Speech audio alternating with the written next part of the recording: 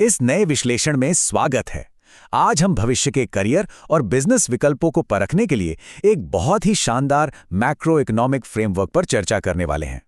अक्सर देखा गया है कि लोग बहुत बड़े-बड़े आर्थिक फैसले सिर्फ अपनी गट फीलिंग या भावनाओं में बहकर ले लेते हैं, लेकिन इतिहास गवाह है कि भावनाओं में आकर किए गए निवेशों ने बड़े-बड़े साम्राज्यों को भी डुबो दिया है। अब चूंकि आने वाला समय और भी अप्रत्याशित होने वाला है, इसलिए बिना डेटा और ठोस विश्लेषण के आगे बढ़ना सच में एक बहुत बड़ा जोखिम हो सकता है। ये पूरी चर्चा इसी बात पर केंद्रित है कि कैसे भावनाओं से हटकर डेटा ड्रिवन रणनीतियों को अपनाया जाए ताकि आने वाले समय में एक सुरक्षित और सफल करियर का चुनाव किया जा सके। चलिए शुरुआत करते हैं एक बहुत ही आम धारणा या यूं कहें कि एक पॉपुलर मिथक को चुनौती देने से। समाज में अक्सर ये मान लिया जाता है कि कुछ बिजनेस तो हमेशा सुरक्षित होते हैं, जैसे रेस्टोरेंट खोलना। लोगों का भोजन से एक गहरा भावनात्मक जुड़ाव होता है, इसलिए ये धारणा बन गई है कि आर्थिक तंगी कितनी भी बड़ी क्यों ना हो, लोग खाना खाना तो नहीं छोड़ेंगे ना। इसी तर्क के सहारे कई लोग मानते हैं कि रेस्टोरेंट का बिजनेस कभी फेल हो ही नहीं सकता। आर्थिक संकट के समय में भी इसे एक मंदी मुक्त निवेश मान लिया जाता है। लेकिन क्या ये सच है? क्या ये सोच डेटा के पैमाने पर खरी उतरती है? दरअसल डेटा एक बहुत ही कड़वी और डरावनी सच्चाई बयां करता है। 90%, जी हाँ, 90% से ज्यादा नए रेस्टोरेंट अपने पहले ही साल के भीतर पूरी तरह से बंद हो जाते हैं, और जब कोई आर्थिक मंदी आती है तब तो ये आंकड़ा और भी खौफनाक हो जाता है।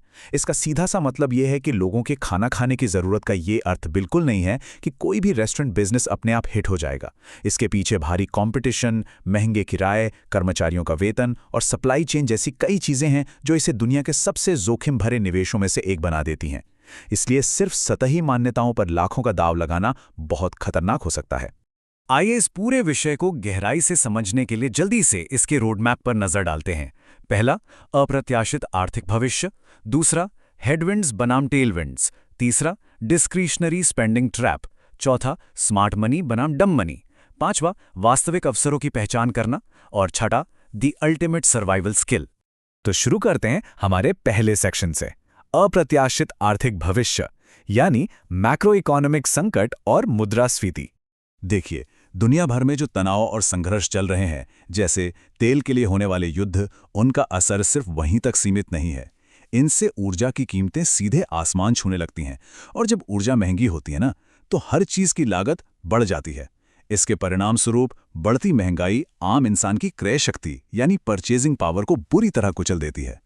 सोचिए, जब बुनियादी खाने पीने की चीजें और ईंधन दोगुने महंगे हो जाएं, तो अतिरिक्त खर्च के लिए पैसे कहां से बचेंगे? ऐसे हालात में गंभीर मंदी का खतरा बहुत ज्यादा बढ़ जाता है, और इसका सबसे भयंकर असर उन पारंपरिक नौकरियों पर पड़ता है जो कॉर्पोरेट सेक्टर के गैर जरूरी विभागों में है। मुनाफा गिरते ही सबसे पहले छटनी इन्हीं विभागों में होती है। अब बढ़ते हैं सेक्शन 2 की तरफ, हेडविंड बनाम टेलविंड। ये हमारा कोर एनालिटिकल फ्रेमवर्क है। अब इस हेडविंड और टेलविंड के फर्क को समझना सबसे जरूरी है। हेडविंड का मतलब है कि आर्थिक ताकतें और सरकारी नीतियां किसी बिजनेस के बिल्कुल खिलाफ काम कर रही हैं।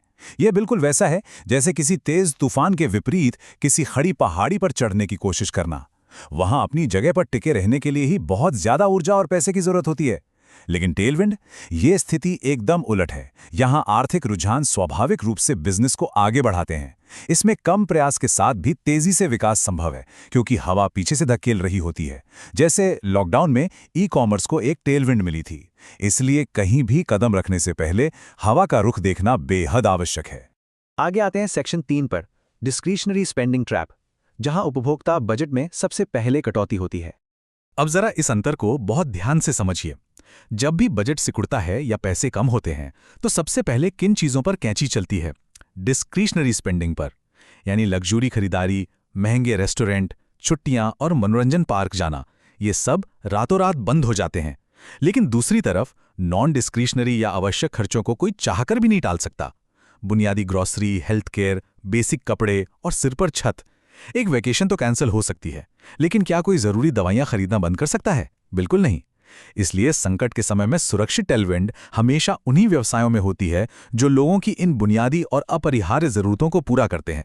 तो चलिए अब आते हैं सेक्शन 4 पर, स्मार्ट मनी बनाम डम मनी। यह वित्तीय फैसलों के मनोविज्ञान को समझाता है। स्मार्ट मनी और डम मनी के बीच का फर्क बहुत ही दिलचस्प है। स्मार्ट मनी का पूरा आधार हमेशा ठोस डेटा और बुनियादी सिद्धांतों पर टिका होता है। इनका नज़रिया बहुत धैर्यवान और लंबी अवधि का होता है।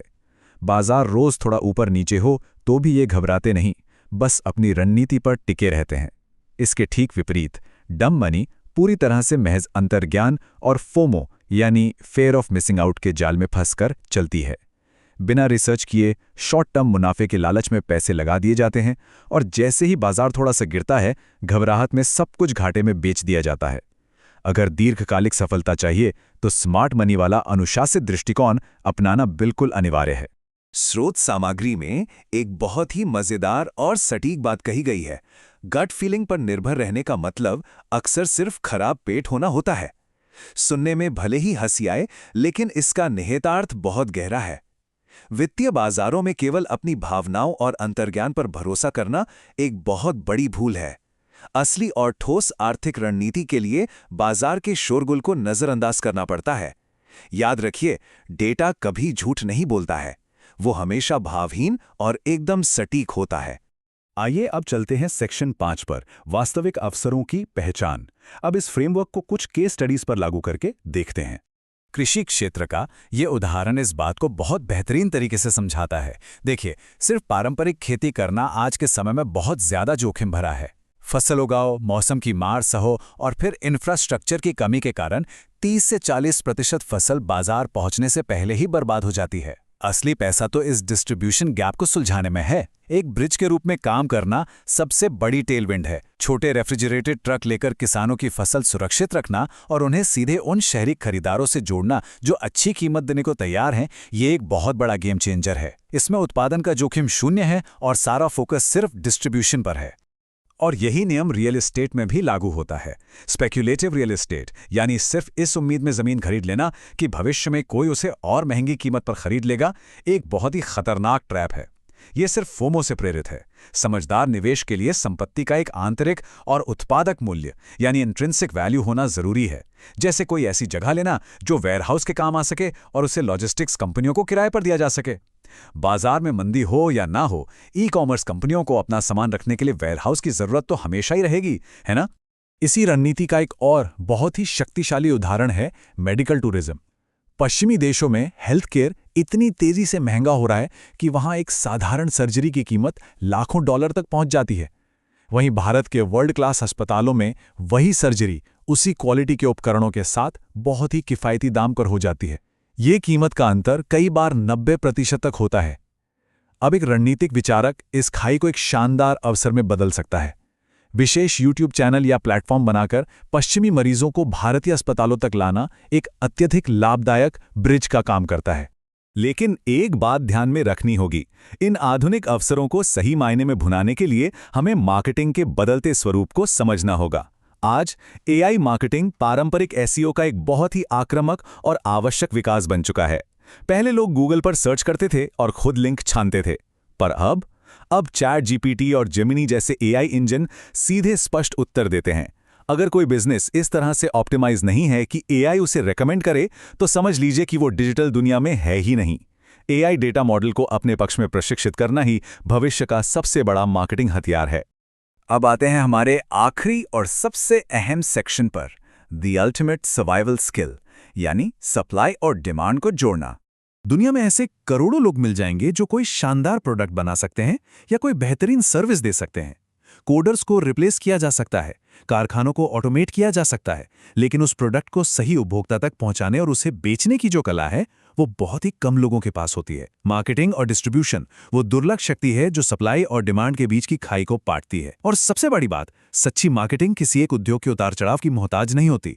ये मानव मनोविज्ञान को समझने का खेल है जो वास्तव में सबसे क्राइसिस प्रूफ स्किल है। और यही चीज हमें एक बहुत ही स्पष्ट और सख्त वित्तीय नियोजन की ओर ले जाती है। शेयर बाजार या कहीं भी निवेश करने से पहले सबसे पहले अपनी खुद की प्राथमिक स्किल्स में भारी निवेश करना चाहिए ताकि कमाई की क्षमता बढ़ सके।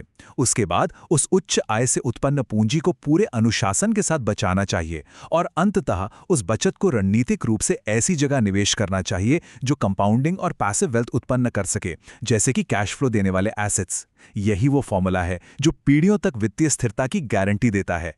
तो इस पूरे विश्लेषण के अंत में एक बहुत ही बुनियादी और महत्वपूर्ण सवाल पर विचार करने की जरूरत है।